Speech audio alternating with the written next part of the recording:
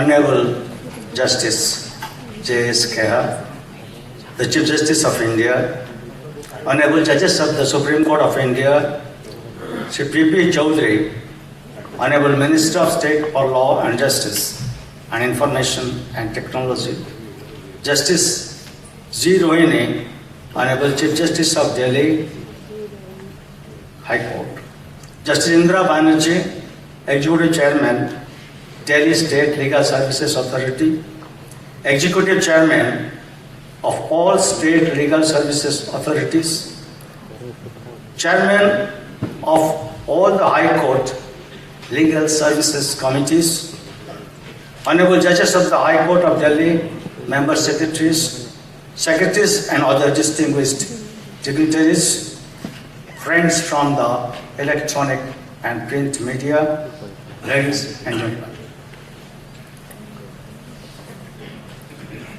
I have something else to say. Whatever we have to deliberate, that shall be deliberated in our technical sessions. In this inaugural session, which is going to be inaugurated by the Honorable Chief Justice of India, I have to add a singular concept which shall have many layers. Progression is the essence of growth. A static system, a system that is wedded to status quo attitude, is existent without any purpose. The outcome of such systems or institutions is bound to result in failure, and that failure is no pillar of success. That is why Benjamin Disraeli, an actual realizer, had said, change is inevitable in a progressive society and change is constant. The consistency of change encapsulates experimentation, elaboration, and fructification. It brings progress, but it has to have a method tested on the foundational principles of ground reality and rationality. We have entered into the year that is slightly closer to the completion of second decade of 21st century. This is the 15th All India Meet of State Legal Service Authority, where we have first time included the chairman of High Court Legal Services Committees and their secretaries. It is because the intention is to have a discussion and deliberation on a broad-based canvas from the commencement of the Act in the year 1987. The apex body has been trying to inject views, ideas, service culture, and enhancement of value addition into the working patterns of state and district legal services authorities. Legal services have to be understood as an inseparable facet of the concept of serviceability of the institutions. The institutions include judiciary in entirety. It's worth remembering that legal services act as a catalyst that enables the aggrieved persons to reassert the responsibility of the state under Part 4 of the Constitution of India. Legal aid and legal services have to be understood in their proper perspective.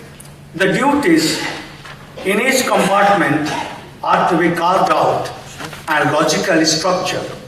Conception of access to justice has to be treated as paramount, and legal services are to be regarded as two strong pillars. They may overlap, but there has to be conceptual clarity. There are subtle distinctions and they have to be carved out, and the nature of the working would be a matter of discussion in this meet. Grant of legal aid in its pragmatic parameters has to be the real grant in aid. It cannot be a mere formality. The structural empowerment of legal aid would include existence of infrastructure, but that alone is not sufficient. The adequacy has to be adjusted on the anvil of logistic facilitation of capacity rebuilding and ability enhancing. To explicate, the legal aid provided to the poor, the needy, the marginalized sections, and the other categories who are entitled to such legal aid must get the adequate assistance from the persons of the legal community who project their grievances with sincerity and commitment in the court. Let it be clearly stated that legal aid is not charity. It's by now well known that Lok Adalats settle disputes on the basis of consensus arrived at between the parties. The evolution of Lok Adalat has a history, but presently we have to adopt multifold and diverse strategies to make it more successful, realistic, visible, and self-evident. It has to be borne in mind that commitment to the same has to be genuine, and the faith in the purpose of Lok Adalat should bear the stamp of sanguinity. Without faith and commitment in the Lok Adalat by the protagonists who conduct the same, the faith of the litigants is bound to decrease. Therefore, efforts have to be made to inculcate faith in an objective manner so that there would be participation with understanding, fairness, expectation, voluntariness, and transparency that shall build an atmosphere of amity and absence of acrimony. Lok Adalats, as I perceive, command patience and concentration. They have to be cost effective. The effort has to be reduction of pendency, keeping in view the litigations which are to be targeted. Additionally, establishment of social amity is also required to be treated as a salient feature of the Lok Adalats. I may inform you that last year, the cost for disposing of one case in Lok Adalat was approximately ₹12. And if pre-litigation expenses are excluded, it would go to ₹23. The purpose of pre-litigation is to arrest the inflow of the courts and to ameliorate the maladies of people who are in distress. I may clarify at this juncture another concept. When one makes people aware about their constitutional and statutory rights or rights under the policies, there has to be more litigation. If the grievances are remedied at the appropriate stage, the inflow would be less.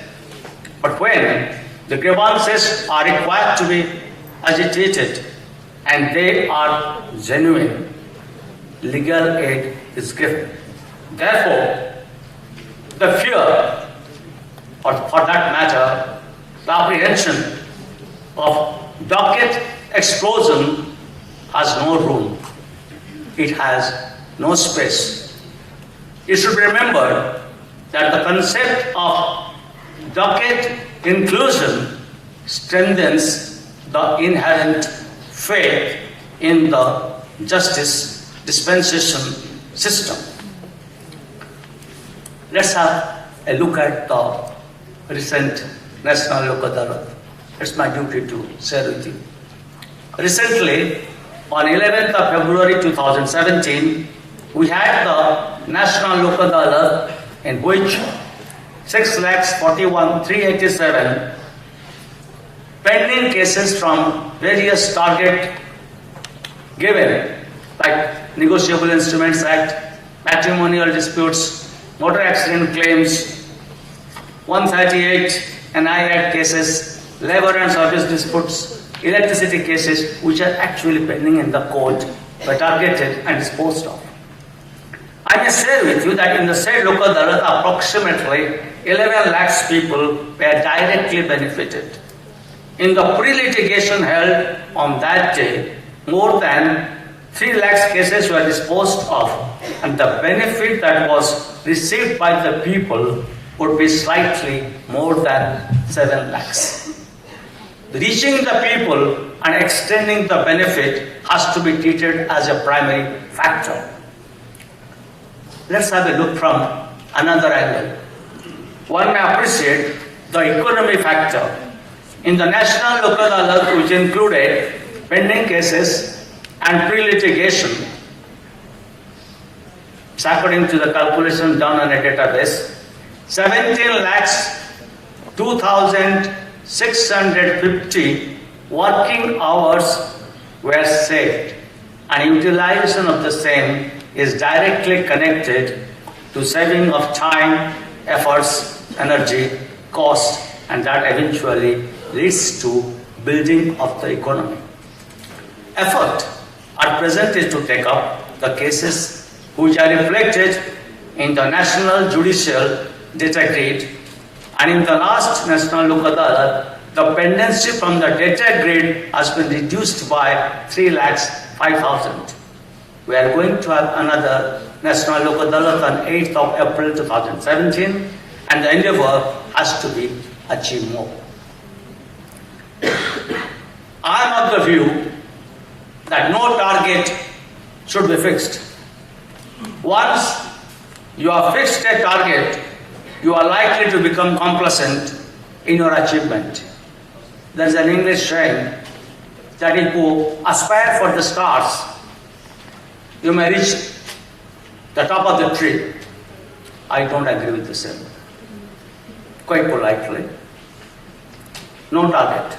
When no target is fixed, the enthusiasm is constant and one develops the appetite for more. If we have 5 National Lok Adalats in a year, the High Court and the entire district judiciary would be working extra 90 days in the year. It is because what is settled in one National Lok Adalat, the same number of cases are disposed of approximately in 18 days. That apart, in successful Lok Adalats, we have been able to save the victim, the informant, and the claimant from the rigors of law. The salutary purpose of NALSA is to reform the existing system of legal representation for under trial prisoners and the convicts who are unable to engage the counsel. And for the purpose, the intent is to increase the visits of penal lawyers to jail clinics, confer more responsibility on remand advocates, and to see that the counsel who represent the cases are well prepared and have the requisite expertise. All of us must realize that every case, however trivial it may look, I always say, and I repeat at the cost of repetition, has a human face. And every effort, as the law permits, has to be to wipe the tears from the eyes of the needy and the impecunious. Needless to say, it has to be done within the boundaries of law, and the effort is to provide proper legal aid and also make them aware of their rights. It's a part of spreading legal awareness campaign. In the course of our discussion today and tomorrow, there are many topics. I need not say that, has already been said by the Chief Justice of Delhi, who is the host. So I won't strain your minds with that.